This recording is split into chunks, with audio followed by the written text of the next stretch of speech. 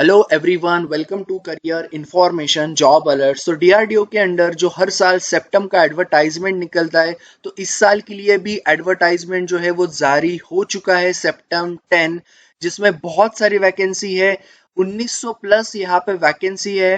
उसी के साथ समराइज अगर आपको मैं क्वालिफिकेशन भी बता दूं, तो बीएससी डिप्लोमा आईटीआई वालों के लिए बहुत सारी वैकेंसीज इसमें है।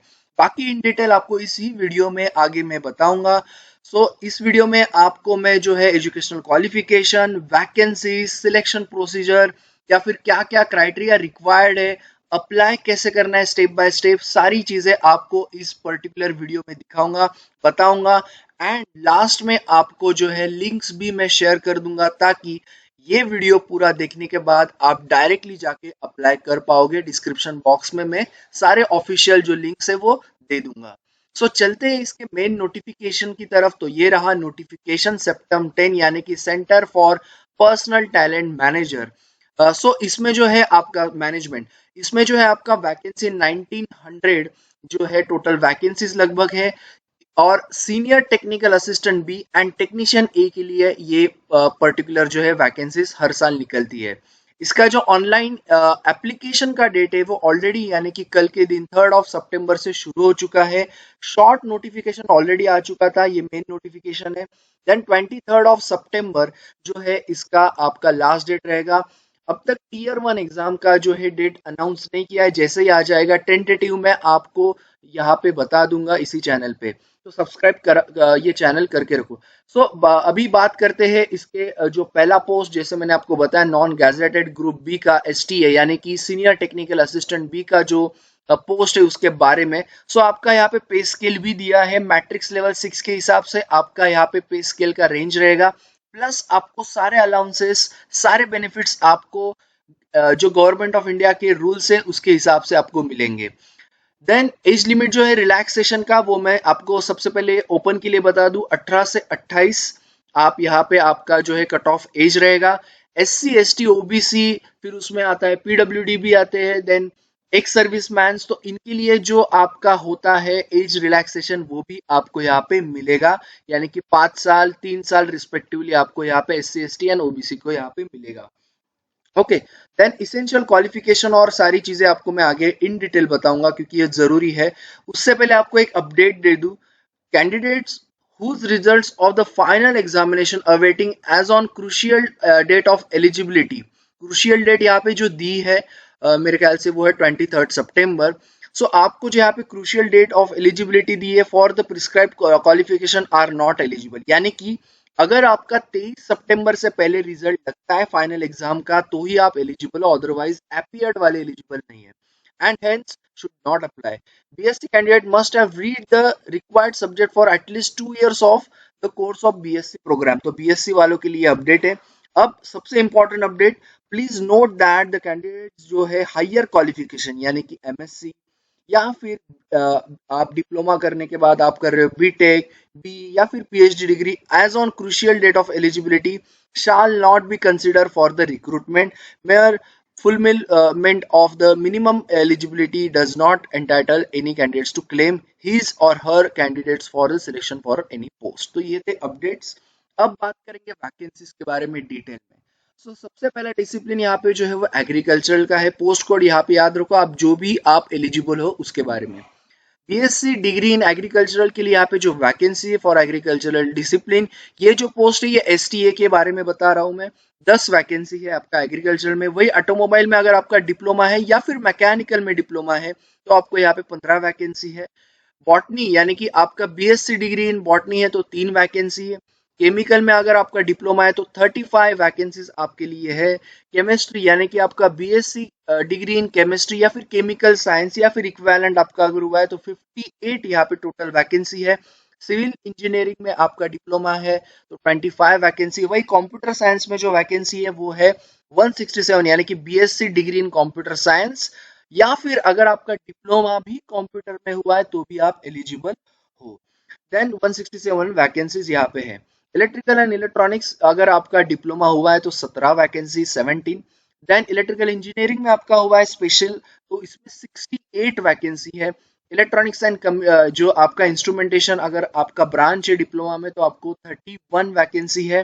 देन नेक्स्ट जो है आपका इलेक्ट्रॉनिक्स, आपका अगर बीएससी इन इलेक्ट्रॉनिक्स या फिर डिप्लोमा इन इलेक्ट्रॉनिक्स या फिर कम्युनिकेशन या फिर इलेक्ट्रॉनिक्स एंड कम्युनिकेशन या फिर ENTC that is electronics and telecommunication में अगर आपका बीएससी डिग्री या फिर डिप्लोमा आपका हुआ है तो 192 यहाँ पे टोटल वैकेंसी है। वही बीएससी डिग्री इन इंस्ट्रूमेंटेशन या फिर डिप्लोमा आपका इंस्ट्रूमेंटेशन में हुआ है तो 17 वैकेंसी है। देन बात करेंगे library science, degree in science with the minimum 1 year diploma in library science आपके लिए 23 वैकेंसी है। BSc degree in mathematics 13 vacancy. Mechanical engineering में अगर आपका डिप्लोमा हुआ है तो 294। मेटालर्जी डिप्लोमा वालों के लिए 21 वैकेंसी। वही मेडिकल लैब टेक्नोलॉजी यानी कि एमएलटी के लिए यहाँ पे BSc degree in medical laboratory आपका जरूरी है और 10+2 with the science subjects and minimum 2 year diploma in medical laboratory. So यहाँ पे 16 वैकेंसी है। फोटोग्राफी आपका बीएससी डिग्री या फिर डिप्लोमा हुआ है तो 8 वैकेंसी। फिजिक्स भी आपका बीएससी इन फिजिक्स आपका है तो 32। प्रिंटिंग टेक्नोलॉजी के लिए 5 वैकेंसी, ये भी आपका डिप्लोमा या फिर आपका बीएससी चाहिए। साइकोलॉजी के लिए यहाँ पे 11 vacancy, BSc degree in psychology. Textile आपका अगर डिप्लोमा हुआ है या फिर बीएससी हुआ है तो 5। जूलॉजी के लिए यहाँ पे 9 वैकेंसी आपको यहाँ पे एसटीए के लिए रहेगी, वहां पे भी आपका बीएससी डिग्री इन जूलॉजी जरूरी है। तो टोटल मिला के 1075 आपका जो है वैकेंसी है फॉर एसटीए। अब बात करेंगे टेक्नीशियन ए की जो है ग्रुप सी का नॉन गैजेटेड पोस्ट, तो यहाँ पे भी पे स्केल आपको दिया है, बाकी अलाउंसेस भी आपको मिलेंगे। यहाँ पे भी आपका एज क्राइटेरिया 18 से 28 रहेगा। वही एज रिलैक्सेशन आपको एससी एसटी या फिर बाकी आपकी जो भी कैटेगरी है उसके हिसाब से आपको मिलेगा।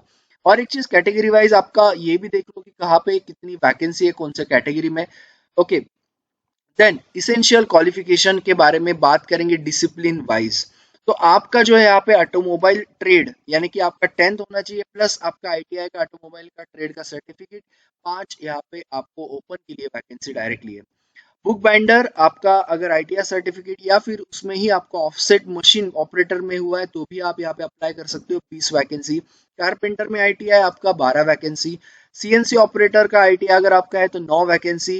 वही सीओपीए यानी कि computer operator and programming assistant trade में आपका आईटीआई हुआ है तो 139 वैकेंसी है। ड्राफ्ट्समैन में अगर आपका हुआ है आईटीआई तो आपको 35 वैकेंसी है। देन डेस्कटॉप पब्लिशिंग ऑपरेटर यानी कि डीटीपी का अगर आपका ट्रेड है आईटीआई तो यहाँ पे 8 वैकेंसी है।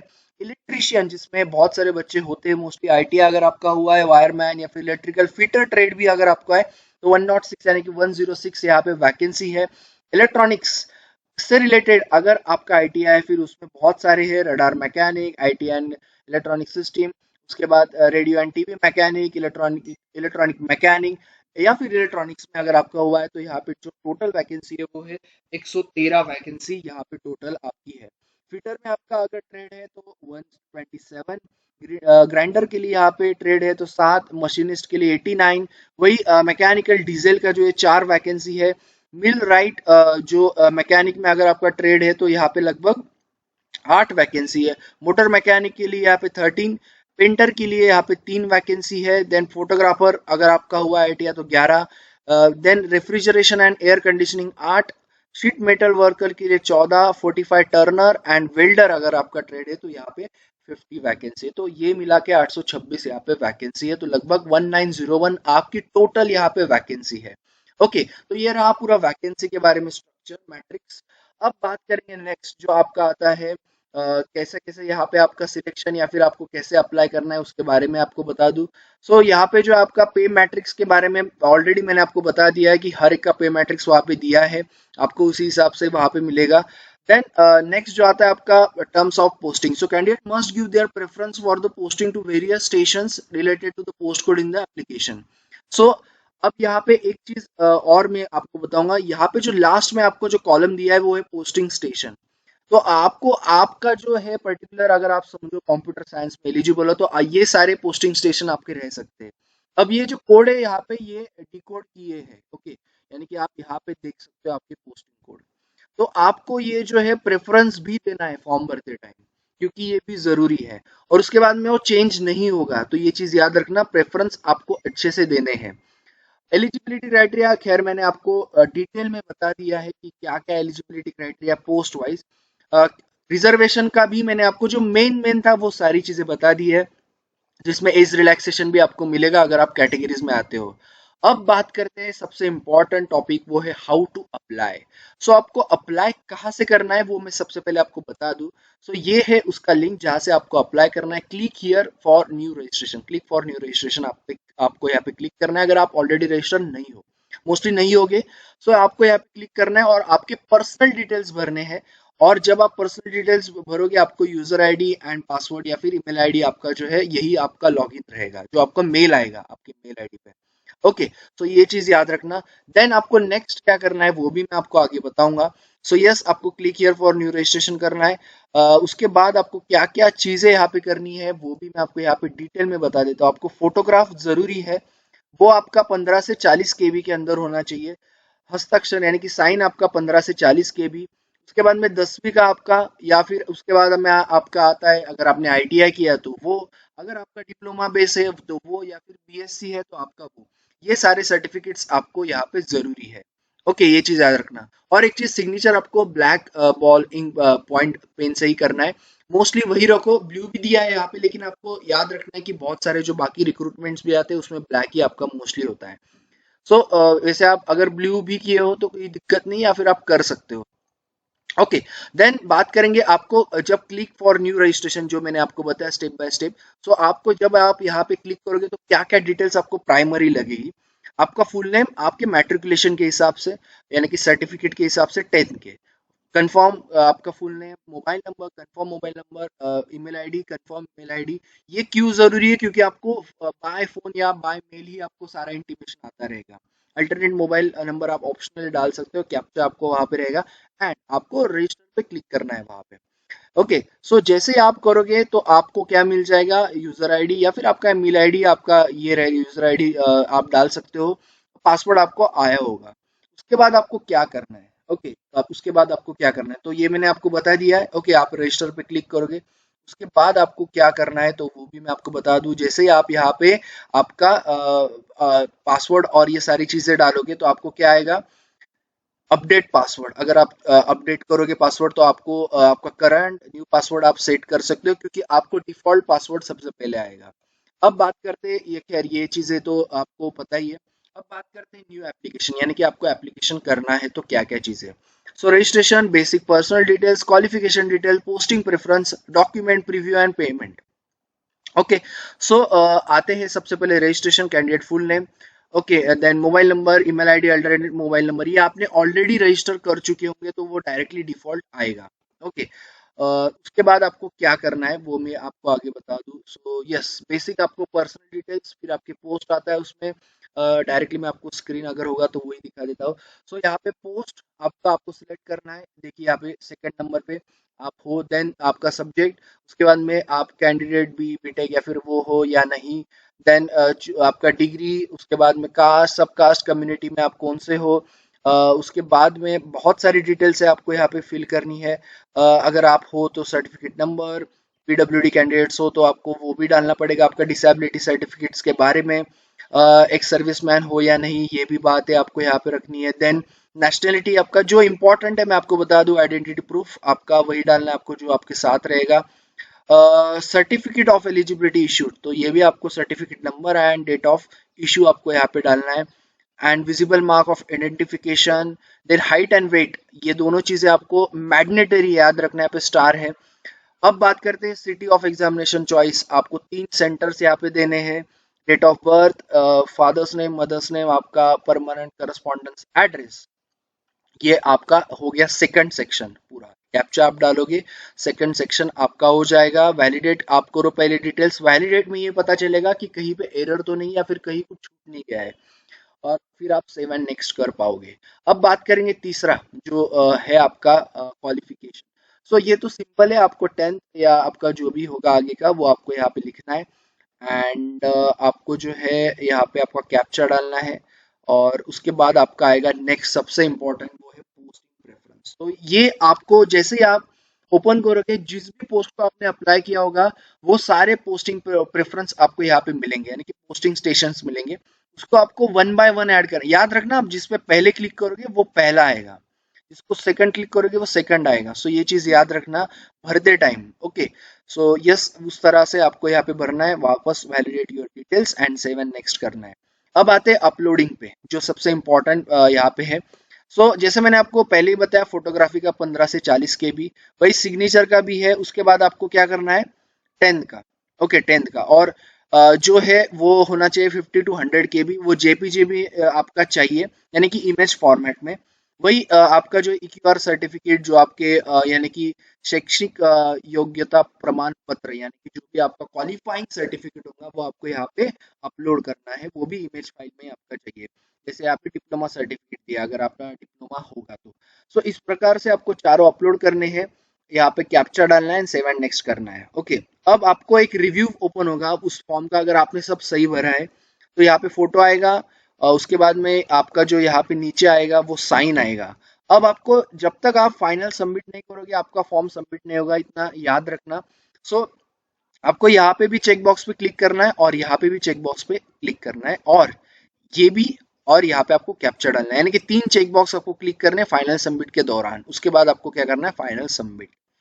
अब जैसे ही फाइनल सबमिट करोगे, यहाँ पे आपको जो फीस है वो 100 रुपये फीस है, okay. And SC ST PWD ex serviceman या फिर वुमन कैंडिडेट्स को यहाँ पे फीस नहीं है। तो अभी अगर आप इन सब इसमें हो, वुमन या फिर SC ST PWD ex serviceman, तो आपका जैसे आप फाइनल सबमिट करोगे आपका सबमिशन हो जाएगा। लेकिन जो ओपन कैटेगरी में है, उनको यहाँ पे जो है क्या करना है, इनको पेमेंट करना है। सो आपको 100 रुपीज़ यहाँ पे डिफॉल्ट मिलेंगे। आप यहाँ पे ऑनलाइन UPI या फिर बाकी सारे ऑप्शन से आप यहाँ पे डायरेक्टली ऑनलाइन कर पाओगे। आप जैसे ही पेमेंट करोगे, आपको जो है आपका फॉर्म फाइनल सबमिट हो जाएगा। अब बात करते हैं वो बच्चे जो applying for more than one post, हो सकता है with the same registration number details can apply for more than one post from the new application button available on dashboard after login. अब मैं आपको एक चीज बता दूं, जैसे आप यहाँ पे लॉग इन करोगे, आप यहाँ पे एप्लीकेशन जो है, न्यू एप्लीकेशन का आपका एक लिंक ओपन होगा, उसमें आप नंबर ऑफ एप्लीकेशन भी आप ज्यादा कर सकते हो, अगर आपको किसी और पोस्ट को भी अप्लाई करना है। सो आपको याद एक चीज ही बताना था मुझे इसमें, कि एक ही बार आपको रजिस्ट्रेशन करना है, ये आपका मेन वाला रजिस्ट्रेशन एक ही बार करना है। उसके बाद आप उसी रजिस्ट्रेशन नंबर से आप एप्लीकेशन जो है मोर देन वन पोस्ट अप्लाई कर सकते हो, जैसे यहाँ पे लिखा हुआ है, ओके। वही मैंने आपको बताया। अगर आप पासवर्ड भूल जाते हो तो ये सारी चीजें, खैर वो तो आप कभी भी कर सकते हो, अपडेट पासवर्ड आपका, okay. Candidates can edit the application which is partially saved by the clicking on the edit button which is available on the dashboard of the candidates. So ये चीज हो गई। अभी उसके बाद आपको क्या करना है, आपका फॉर्म सेव करके रखो, हमेशा एक सेफ साइड होती है, फॉर्म सेव करके रखो या फिर प्रिंट निकाल के रखो, कहीं पे भी आपको भेजना उसको नहीं है। मेरे ख्याल से अभी आपको मैंने टोटल जानकारी दे दी है कि आपको क्या क्या अप्लाई करना है। उसमें अगर कोई दिक्कत आता है तो मैं आपको वो भी बता दूंगा, ओके। जैसे मैंने आपको बताया, आपको कुछ भी सेंड नहीं करना है, लेकिन आपके पास वो कॉपी रहने दो, आपके पास सेव रहने दो। सेंटर्स जो आपको 3 डालने हैं वो भी यहाँ पे दिया, उसमें से 3 डाल सकते हो, आपके नजदीक जो भी होंगे, याद रखना वो चेंज नहीं होंगे। अब आते हैं एप्लीकेशन फॉर मल्टीपल पोस्ट, उसके बारे में भी मैंने जानकारी आपको दे दी है। एक चीज बस याद रखना कि candidates who have applied for more than one post should be aware that कि सेंटर फॉर ईच एग्जामिनेशन में बी डिफरेंट एंड एग्जामिनेशन में be on the same day shift. तो ये डिपेंड करता है, अगर आप मतलब आप मोर देन वन पोस्ट को अप्लाई कर सकते हो, तो ये आपको याद रखना है कि अगर एक ही टाइम पे एक ही इसमें होता है तो आपको दिक्कत हो जाएगी, वहां पे आपको एक ही देना पड़ सकता है। तो ये अगर होता है तो ओके। अब आगे का आपका जो है वो आता है यानी कि सिलेक्शन प्रोसेस। तो यहाँ अभी ध्यान से सुनो, सिलेक्शन प्रोसेस कैसा होगा। पहले मैं बात करूंगा STA-B की, ओके। यानी कि senior technical assistant. So the selection will B consist of Tier 1 and Tier 2। अब Tier 1 के यहाँ पे स्क्रीनिंग लिखा है, यानी कि आपका सिर्फ क्वालिफाइंग नेचर होगा। Tier 2 पे यहाँ पे फाइनल सिलेक्शन लिखा है, यानी कि उसके मार्क्स आपके कहीं ना कहीं कंसिडर होंगे। अब आते हैं Tier 1 and Tier 2 will be conducted in CBT mode, यानी कि कंप्यूटर बेस्ड मोड आपका होगा। The score of Tier 1 may be normalize, definitely अगर Tier 1 बहुत बच्चे एग्जाम देते हैं तो शिफ्ट वाइज एग्जाम होते हैं, तो नॉर्मलाइजेशन होता है, यानी कि इक्वालिटी यहाँ पे होती है। The score of Tier 1 may be normalize, जैसे मैंने आपको बताया Tier 1 and Tier 2 will consist of objective choice question only. आपको ऑब्जेक्टिव ही आपको MCQs रहेंगे। Tier 1 examination for screening, Tier 2 is for final selection. ये रहा STA-B के बारे में। अब मैं पैटर्न बता दूं आपको उसका। सो ये जो है पहला Tier 1 CBT for screening. So इसमें क्या क्या रहेगा, एप्टी, reasoning, general awareness, English and general science, 120 question 120 marks 90 minutes यानी कि 1.5 घंटा आपको यहाँ पे मिलेगा। अगर आप ये क्लियर करोगे टीयर वन तो ही आपको टीयर टू देने मिलेगा, जिसमें आपको जो होगा test specific to subject post code, यानी कि आपके सब्जेक्ट पोस्ट कोड के हिसाब से आपको यहाँ पे क्वेश्चंस होंगे जो होंगे 100 मार्क्स के लिए, और आपको यहाँ पे भी कितना मिलेगा 90 मिनट्स 1.5 घंटा, अगर आप टीयर वन क्लियर करते हो। और याद रखना टीयर वन के मार्क्स कंसिडर नहीं होंगे for final selection, only tier two will be consider, यहाँ पे स्पेसिफिकली लिखा हुआ है। ओके, अब बात करेंगे टेक्नीशियन की। यहाँ पे भी आपका tier one and tier two होगा। अब यहाँ पे कैसा होगा, टीयर वन आपका सीबीटी एंड टीयर टू आपका, यानी कि ये सब आईटीआई के पोस्ट है रिलेटेड टू, सो आपका ट्रेड टेस्ट होगा टीयर टू। अब यहाँ पे जो है टीयर वन आपका आगे नॉर्मलाइज भी होगा, ये भी एमसीक्यूज होंगे टीयर वन के। टीयर टू ट्रेड टेस्ट होगा, वो आपका एमसीक्यू वगैरह नहीं होगा, वो आपका स्किल एंड ट्रेड टेस्ट जिसको हम बोलते हैं। अब इसमें उल्टा है, आपका टीयर वन जो है यहाँ पे वो आपका मेन एग्जाम होगा, और टीयर टू आप अगर टीयर वन क्लियर करते हो फॉर टेक्नीशियन तो टीयर टू आपका क्या होगा ट्रेड टेस्ट। ट्रेड टेस्ट हमेशा हमेशा क्वालिफाइंग नेचर ही होता है, उसके मार्क्स नहीं होते हैं, आपको सिर्फ क्वालिफाई करना पड़ता है। So trade test will be ITI level, यानी कि आपके रिलेटेड ट्रेड से ही आपको क्वेश्चंस पूछे जाएंगे। टेस्ट में भी अबाउट 1 to 2 आवर्स, वो आपको बाद में पता चलेगा। मोड ऑफ सिलेक्शन में change depending upon the organisation, तो ये चीज याद रखना, ये चेंज भी हो सकता है, ये अथॉरिटीज पे डिपेंड करता है। एंड सबसे इंपॉर्टेंट थिंग आपको बता दूं, there will be no negative marking for wrong answer, बहुत से बच्चे पूछ रहे थे, सो इसलिए मैं इन डिटेल बताता हूँ, क्योंकि हर एक चीज आपको यहाँ पे जो मेन मेन चीजें मैं आपको यहाँ पे बता पाऊँ। So no negative marking, the syllabus for examination will be जो है आपका रिक्वायर पोस्ट के हिसाब से मैंने ऑलरेडी आपको बहुत सारी चीजें यहाँ पे बता दी है। The medium of examination Hindi English में होगा आपका। अब आते हैं स्कोरिंग क्राइटेरिया। टीयर वन जो है आपका एस टी ए बी की मैं बात कर रहा हूँ, सबसे पहले आप याद रखना। ओके, उससे पहले मैं आपको एक बता दूं, जो टेक्नीशियन ए का था और टीयर वन का पैटर्न कैसा होगा, मैं आपको उसके बारे में जानकारी दे दूं। सो सीबीटी आपका जो होगा वो एबिलिटी यानी कि एप्टी, जनरल रीजनिंग, आपका intelligence, awareness, English, and section B उसी में होगा जिसमें आपका स्पेशल ट्रेड्स के बारे में पूछा जाएगा। ये आपका 40+80 होगा, याद रखना 80 यानी कि सबसे ज्यादा मार्क्स आपके ट्रेड को होंगे, और 120 मार्क्स यानी कि ट्रेड आपका सिलेबस को होंगे, और 90 मिनट्स आपको मिलेंगे। जैसे आप टीयर वन क्लियर करोगे, टीयर टू जैसे मैंने आपको बताया आपका क्वालिफाइंग नेचर ही होता है, जो 1 से 2 घंटा हो सकता है। अब एस टी ए बी के बारे में एक स्कोरिंग क्राइटेरिया मैं बता दूं, 40% आपका ओपन ओबीसी के लिए रहेगा, वही 35% आपका एस सी एस टी के लिए आपका क्वालिफाइंग मार्क्स होते हैं। ये आपके टीयर वन के क्वालिफाइंग मार्क्स है, जो आपको यानी कि यही कट ऑफ रहेगा ऐसा नहीं होता है, बस आपको एक क्वालिफाइंग मार्क्स दिए जाते हैं। कट ऑफ आपका डिपेंड करेगा 1/8 रेशो के हिसाब से। वैकेंसीज बहुत सारी वैकेंसी, तो एक पर्सन को मतलब एक वैकेंसी के लिए 8 पर्सन को टीयर टू के लिए बुलाया जाएगा।